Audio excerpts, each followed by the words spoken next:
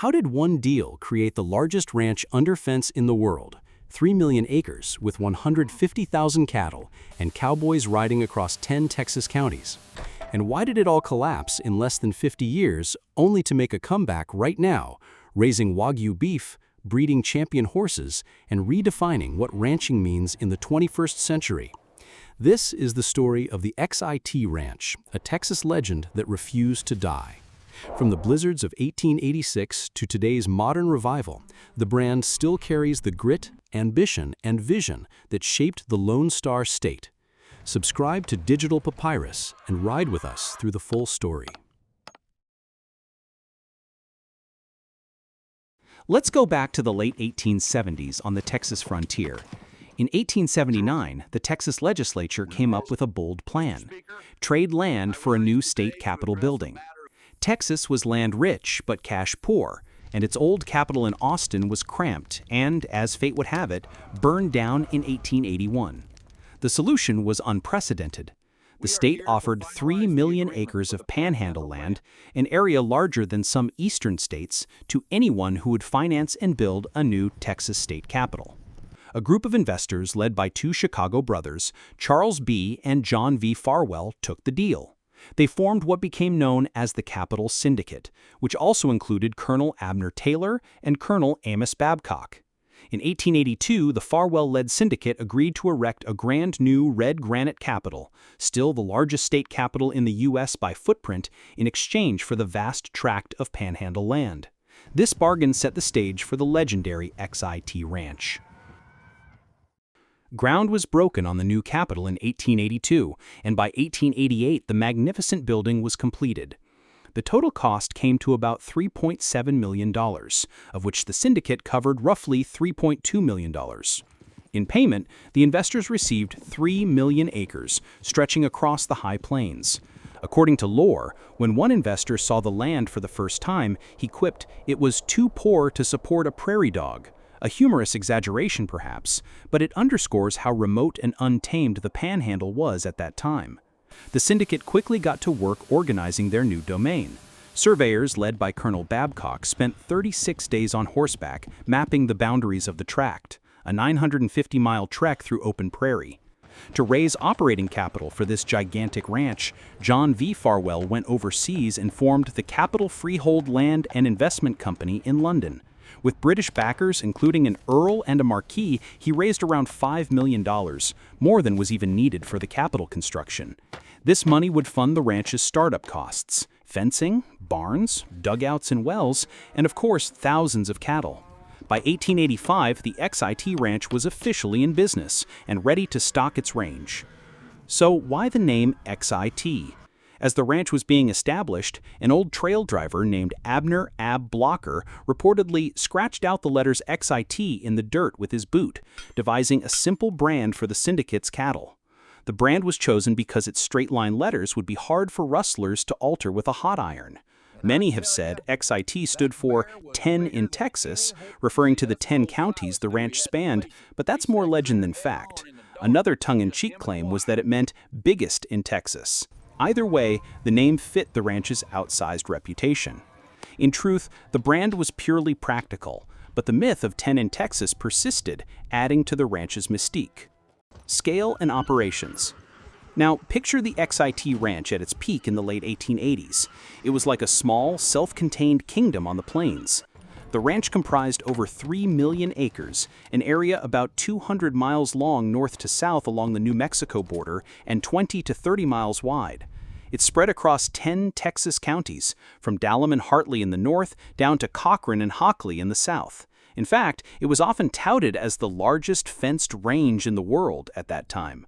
To get a sense of its sheer scale, consider some numbers. 150,000 head of cattle roamed the XIT's pastures at the ranch's height, an immense herd that outnumbered people in the region many times over.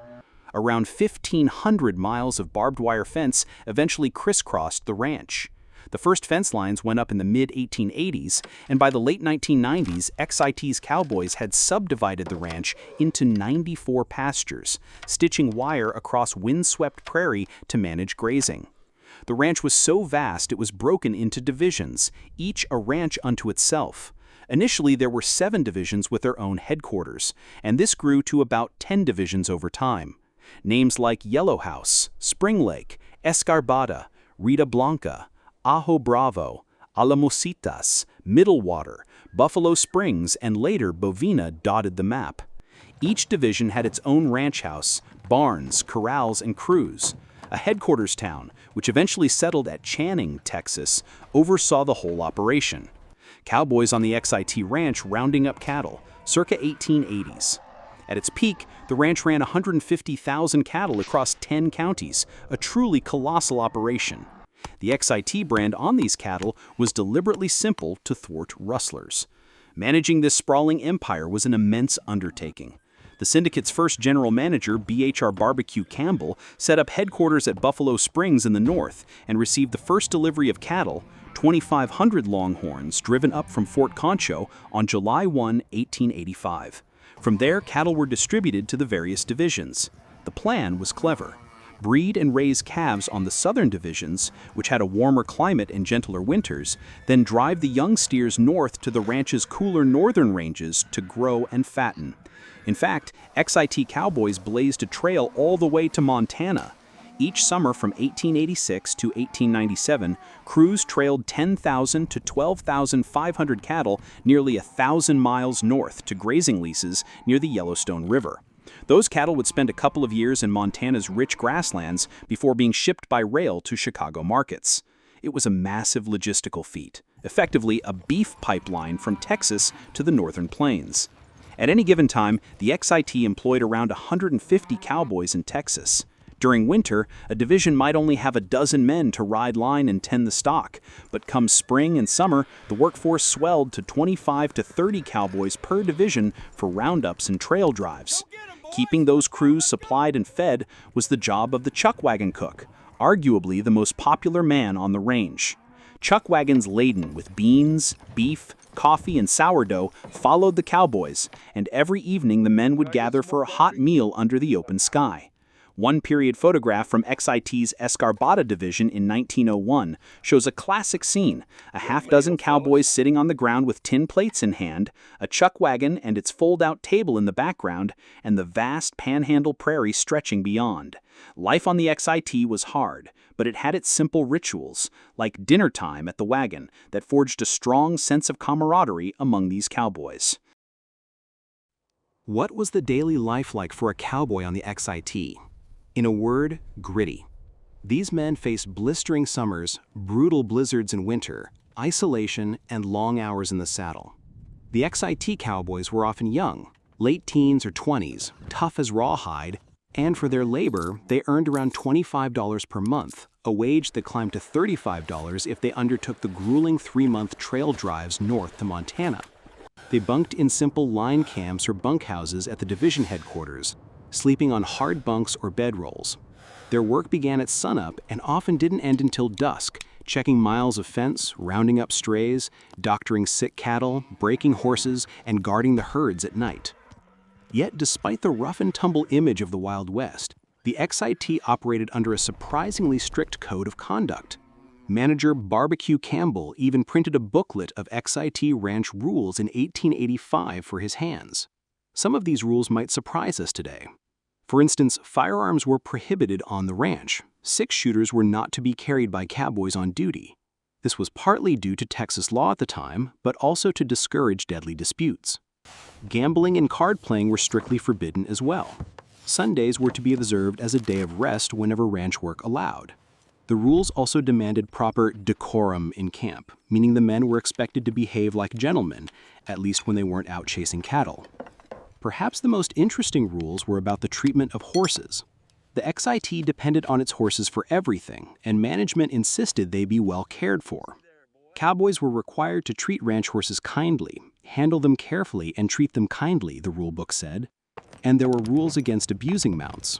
Using spurs too harshly, especially jabbing a horse forward of the saddle, was forbidden. Racing horses or chasing wild game for sport was also off limits. Ranch horses were for ranch work, not cowboy thrill rides.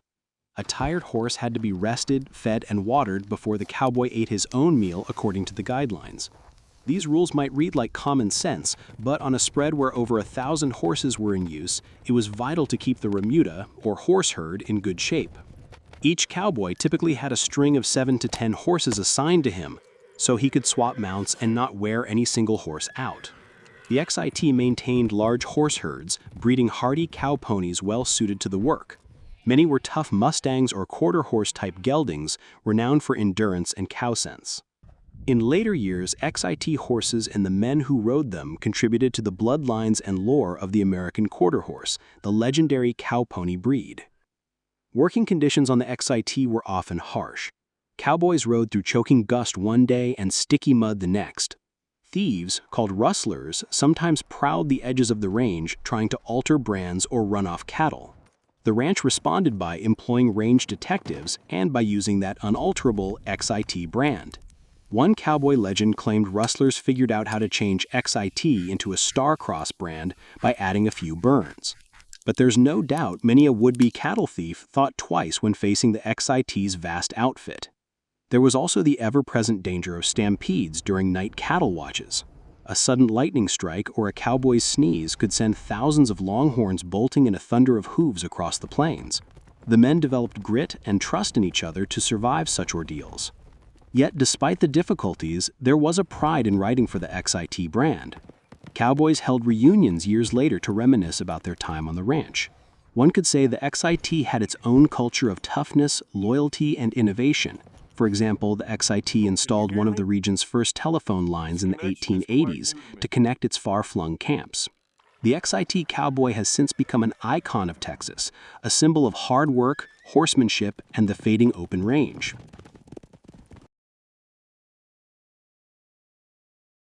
For all its size and resources, the XIT Ranch faced enormous challenges, environmental, economic, and human. Running a ranch this large was like balancing on a knife's edge, and by the late 1880s, the difficulties were mounting. Boom and bust. The ranch was born at the tail end of the Great Cattle Boom, but soon hit the cattle market crash of 1886 to 1887. Prices for beef plummeted, and demand for XIT's thousands of steers dried up. In 1888, the ranch found itself unable to sell its cattle at a profit. In fact, the XIT operated many years without showing profit at all, a stark reality that worried its investors. This economic whiplash was partly due to factors beyond the ranch's control, an oversupply of cattle on the market, and the nationwide financial panic of 1893, which tightened credit. Texas weather dealt cruel blows as well. A devastating drought in 1886 turned parts of the Panhandle Range to dust, forcing the XIT to invest heavily in water wells and windmills to pump groundwater. By 1900, the ranch had 335 windmills dotting the land to reach the aquifer, an impressive early infrastructure project, plus about 100 earthen dams for catching scarce rainwater. Even so, grazing so many cattle stretched the land's carrying capacity. Overgrazing became a concern. Parts of the range were chopped down right to the roots, which would later contribute to erosion problems. Decades before the Dust Bowl, ranchers like those at XIT were learning the hard way that there were limits to what the land could sustain. Theft was a constant menace. The sheer size of XIT made it hard to police every corner of the ranch. Although the big, bold XIT brand was designed to discourage rustling, some crafty rustlers tried anyway, using techniques like brand burning to alter the marks on stolen cattle. There were also desperados hiding out in the lawless stretches of the Panhandle. In the early days, manager B.H. Campbell had a fairly lax hiring policy, and the ranch at times harbored some rough characters. One later manager, A.L. Madlock, complained that under Campbell, the XIT had become a stopping place and rendezvous for a large number of bad men and criminals. It took strong leadership and probably a few Texas Rangers to clean out the riffraff and enforce order on the ranch. Eventually, under Madlock and later foreman A.G. Boyce, the XIT tightened security and even coordinated with neighboring ranches to patrol against thieves. But the image of wild cowboys, six-shooters at their sides, wasn't the reality. In fact, guns were banned on the ranch to help curb violence. Besides drought, the XIT endured extremes of the high plains. Summer temperatures topped 100 degrees Fahrenheit with mirages dancing on the flat prairie. In winter, blizzards could strand cattle far from water. A notorious blizzard in 1886, the same winter that devastated northern plains ranches, brought ice and howling winds that killed many cattle in Texas. The ranch also contended with predators, wolves in particular. Packs of Mexican gray wolves would prey on calves and even weakened grown cattle. XIT hands often rode armed with a rifle, despite the no-pistol rule, when working the more remote pastures to shoot wolves on sight. It was a constant battle to protect the herd. Finally, there was the challenge of the ranch's very purpose.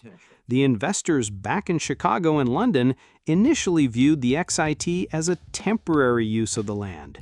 They planned to sell off the acreage to farmers and settlers eventually, once the land's value appreciated. Ranching was supposed to be a placeholder activity. But as years passed and profits remained elusive, pressure grew to start liquidating land sooner. Managing a ranch for long-term cattle production versus preparing it for sale to homesteaders were two conflicting goals. The Farwell Syndicate had to make tough decisions about stocking rates, improvements, and sales strategies, all while servicing the debt from those British bondholders. This tug of war, run a cattle empire or break it up into farms, hung over the XIT in its later years. In summary, the XIT Ranch grappled with economic downturns, climatic disasters, crime, and internal strategy dilemmas. The fact that it lasted as long as it did is a testament to the resilience of its managers and cowboys. But by the turn of the 20th century, it was clear that the era of the open-range mega ranch was fading, and big changes were on the horizon for the XIT.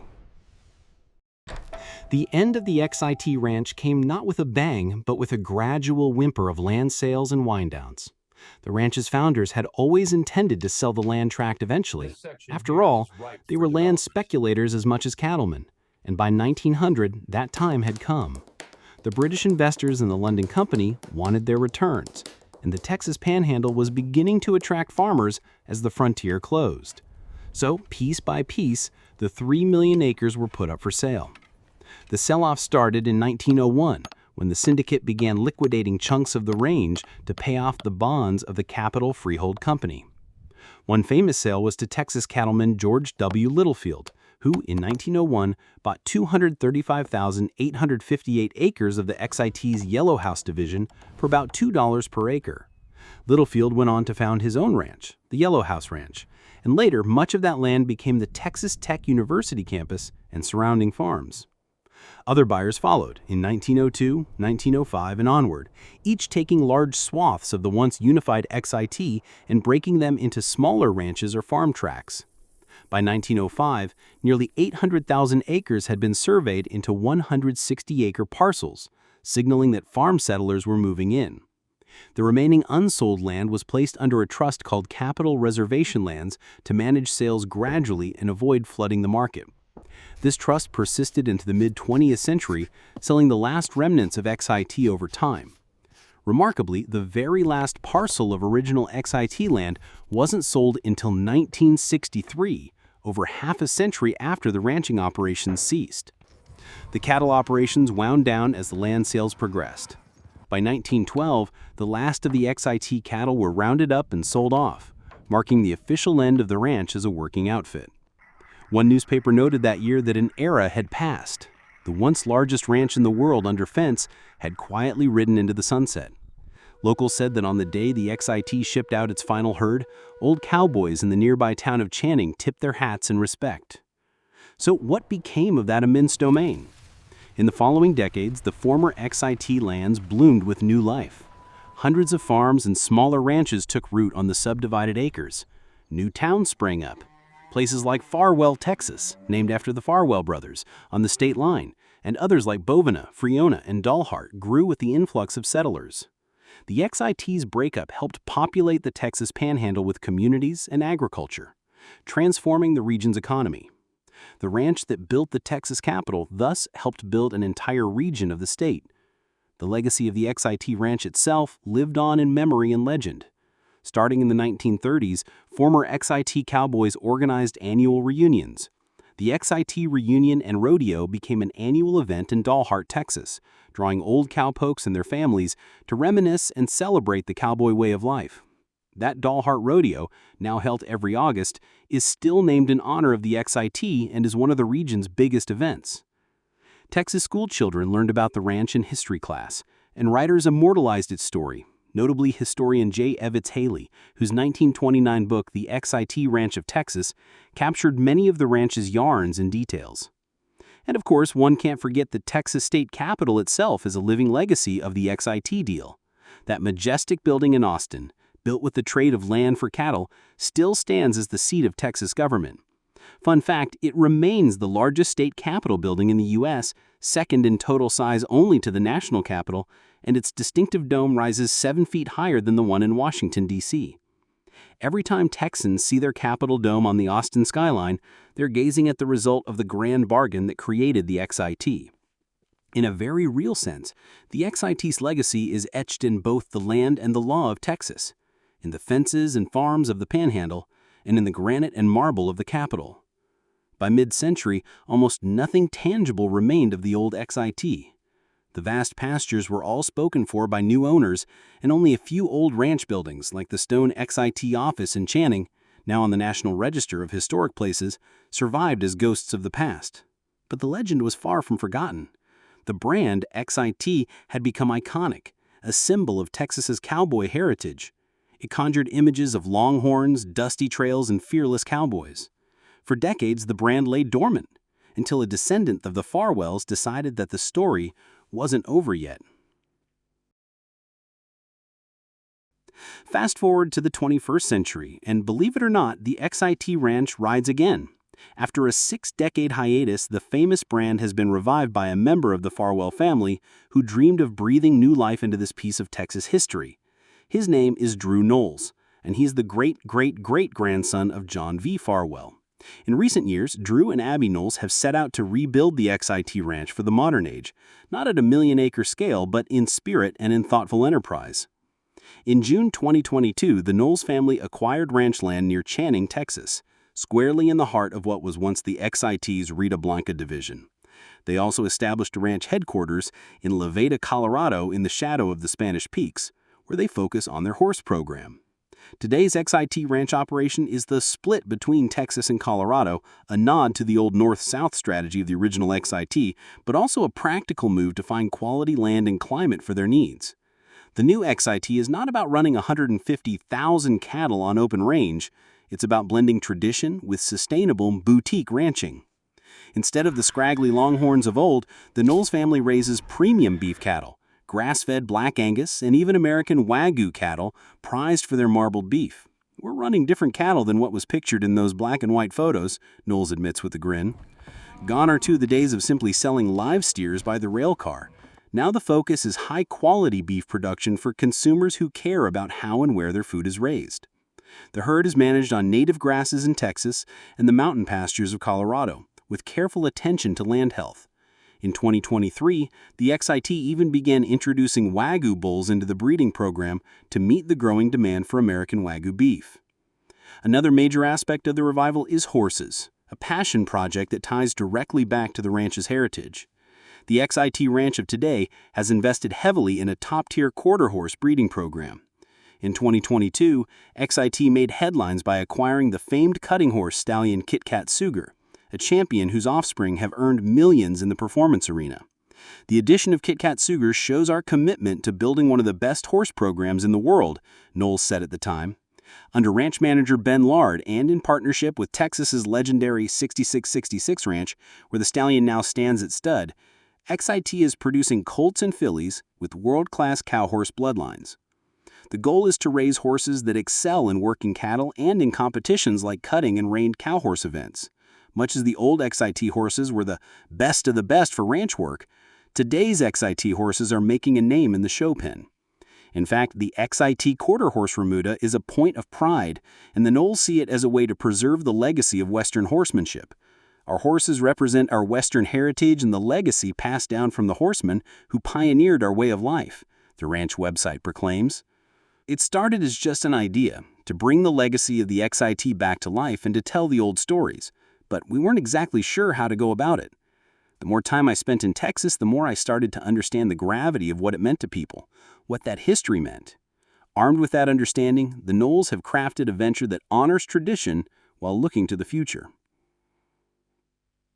Conservation and innovation. The XIT Ranch story today is as much about preservation and progress as it is about cattle and cowboys. In reviving the XIT, the Knowles family has made conservation and innovation twin pillars of their operation.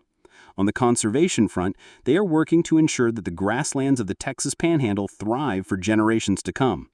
The ranch's grazing practices aim to improve soil health, increase plant diversity, and provide habitat for wildlife. It's not uncommon to see pronghorn antelope grazing alongside XIT's Black Angus or migratory birds nesting in the restored wetlands of an old playa lake on the ranch. By mimicking natural grazing patterns and giving pastures ample recovery time, the XIT is fighting issues like overgrazing and erosion that once plagued the land. Their efforts have already been recognized with the EOV certification, essentially stamping the XIT as a model for regenerative ranching. Innovative thinking is at the heart of the new XIT. This isn't a ranch stuck in the 19th century, it's embracing high-tech and forward-thinking solutions.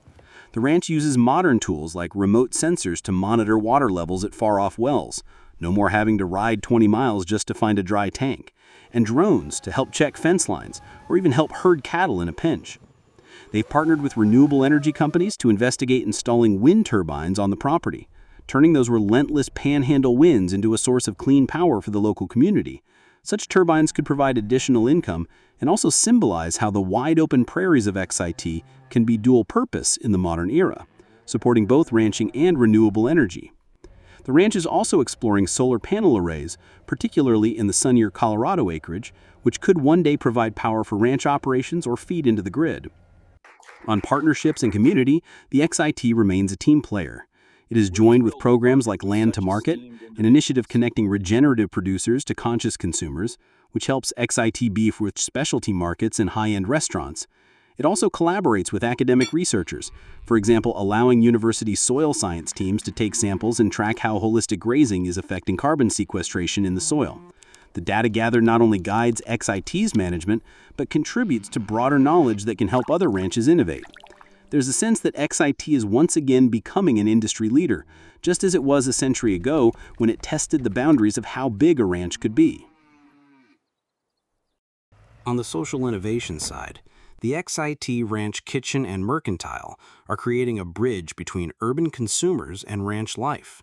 By hosting on-ranch dining experiences and pop-up events, the Knowles invite people to literally sit around the chuck wagon, albeit a modern gourmet version, and learn about the land that sustains them.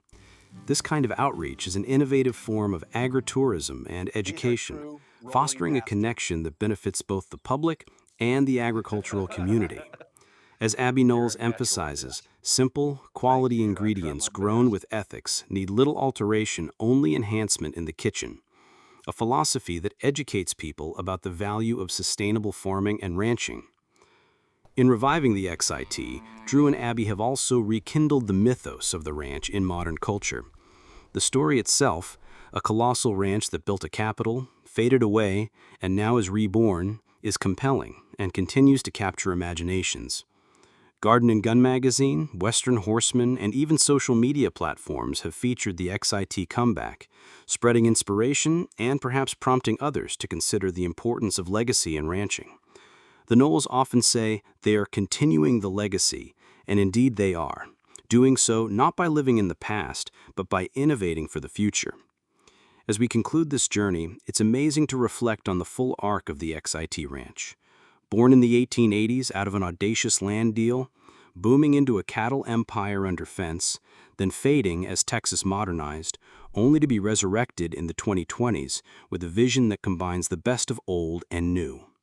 The XIT's story is one of Texas-size ambition and grit.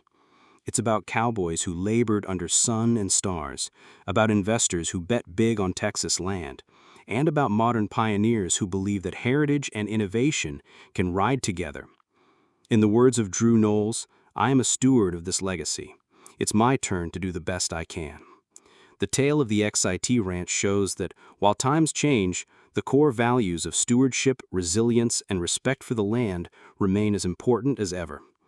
This legendary ranch's next chapter is still being written, but one thing is certain: the brand that once stood for the biggest ranch in Texas now stands for a big idea, that we can honor our history while building a sustainable future. And that is a legacy truly worthy of the Lone Star State.